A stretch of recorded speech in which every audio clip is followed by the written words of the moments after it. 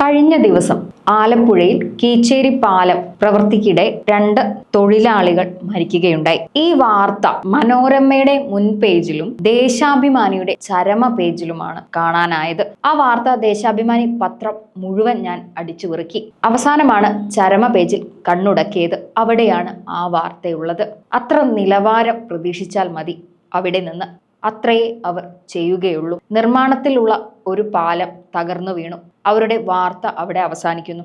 ഇവിടെയാണ് PM മുഹമ്മദ് റിയാസ്, നമ്മുടെ പൊതുമരാമത്ത് വകുപ്പ് മന്ത്രിയുടെ ഒരു പോസ്റ്റ് കാണേണ്ടത്.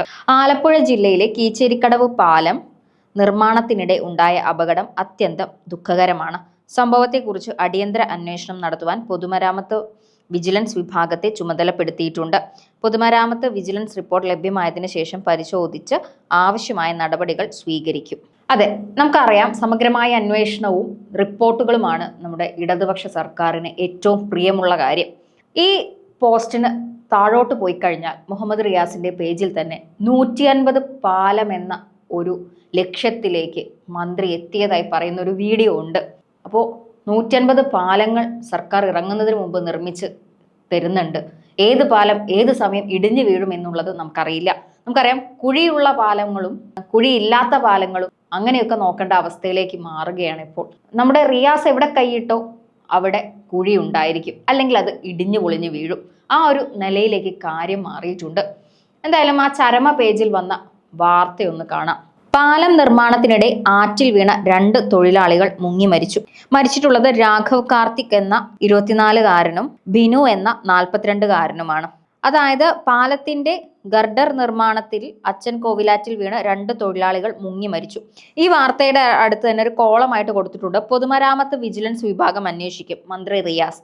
നമ്മൾ നേരത്തെ പറഞ്ഞല്ലോ പോസ്റ്റ്, അതുമായി ബന്ധപ്പെട്ടത് തന്നെയാണ് വാർത്ത. മലയാള മനോരമയിൽ അത് ഫ്രണ്ട് പേജിൽ കൊടുത്തിട്ടുണ്ട് എന്നുള്ളത്.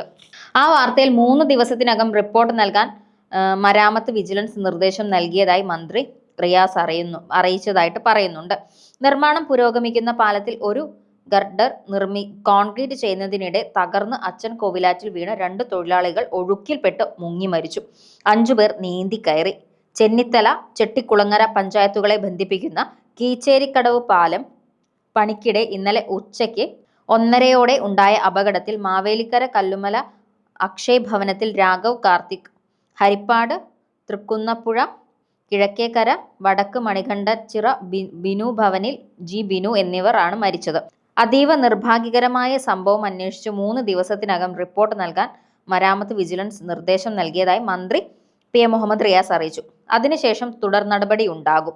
അതായത് നമുക്കറിയാം, മന്ത്രി വീണ ജോർജ്, മുഹമ്മദ് റിയാസ് എന്ത് തകർന്നാലും അല്ലെങ്കിൽ എന്തെങ്കിലും ഒരു പ്രശ്നം ഉണ്ടായാൽ അപ്പോൾ പറയും സമഗ്രമായിട്ട് ഞങ്ങൾ അങ്ങോട്ട് അന്വേഷിക്കാമെന്ന്.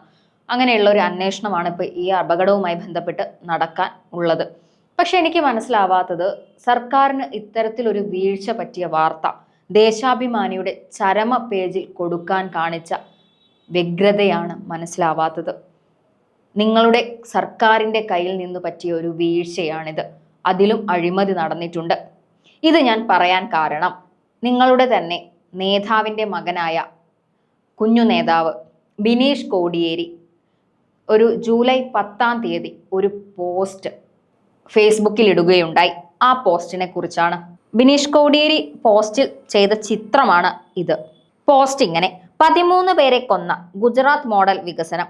ഇങ്ങനെ പൊളിഞ്ഞു വീഴണമെങ്കിൽ അവിടെ നടക്കുന്ന അഴിമതിയുടെ വ്യാപ്തി ഒന്ന് ആലോചിച്ചു നോക്കൂ. അതെ, എനിക്കും ഇത് തന്നെയാണ് പറയാനുള്ളത്. നടന്ന അഴിമതിയുടെ വ്യാപ്തി ഒന്ന് ആലോചിച്ചു നോക്കുക. 2 ജീവനുകളാണ് നഷ്ടപ്പെട്ടത്. ഒപ്പം ഉണ്ടായിരുന്നവർ നീന്തി രക്ഷപ്പെട്ടു. പക്ഷേ നിങ്ങൾക്ക് വേണ്ട കുഴികൾ തോണ്ടിക്കൊണ്ടിരിക്കുകയാണ് ഇടതുപക്ഷ സർക്കാർ. 150 പാലങ്ങൾ നിർമ്മിച്ചു നൽകുന്ന സർക്കാരിനോട് ചോദിക്കാനുള്ളത്, എന്ത് വിശ്വാസത്തിലാണ് ഞങ്ങൾ ആ പാലത്തിലൂടെ കടന്നു പോകേണ്ടത്? ഏത് നിമിഷവും അത് തകർന്നു വീഴില്ലേ? ഗുജറാത്തിൽ വീണ പാലവും തകർന്ന ജീവിതങ്ങളും കണ്ട ഇടതുപക്ഷ സർക്കാർ എന്തോ ഈ കേരളത്തിൽ നടക്കുന്ന പാലത്തിന്റെ തകർച്ചയൊന്നും കാണുന്നില്ല.